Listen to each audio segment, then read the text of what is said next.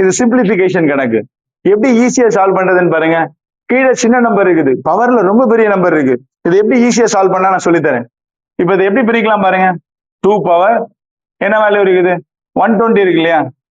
இதை 4 into 13 பிரிக்கலாமா? ரெண்டுக்கும் காமனா உள்ள வேல்யூவை பிரிக்கணும், சரியா. 3 power 90 எப்படி பிரிக்கலாம்? 3 into 3 எவ்வளவு என்ன பண்ணலாம், 30 இல்லையா. 3 into 30 90. ஓகே தானே. இப்ப 2 power 4 into 30, 3 power 3 into 13 இருக்கு. இது எப்படி மாத்தலாம்?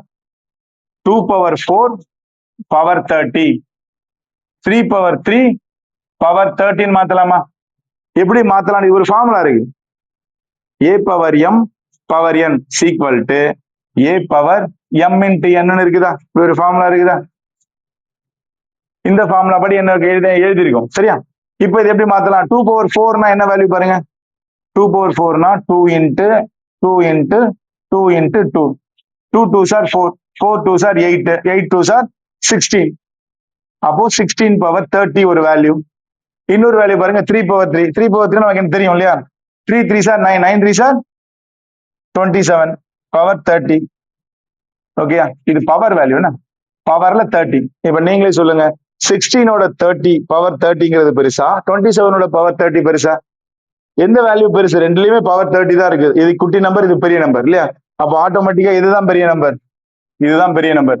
ஆனா நம்ம பார்த்த உடனே என்ன தோணுது, பவர்ல 120 இருக்கா, இதான் பெருசுன்னு நினைப்போம் இல்லையா. கன்ஃபியூஸ் ஆகக்கூடாது, சரியா. ஈஸியா இருந்ததா?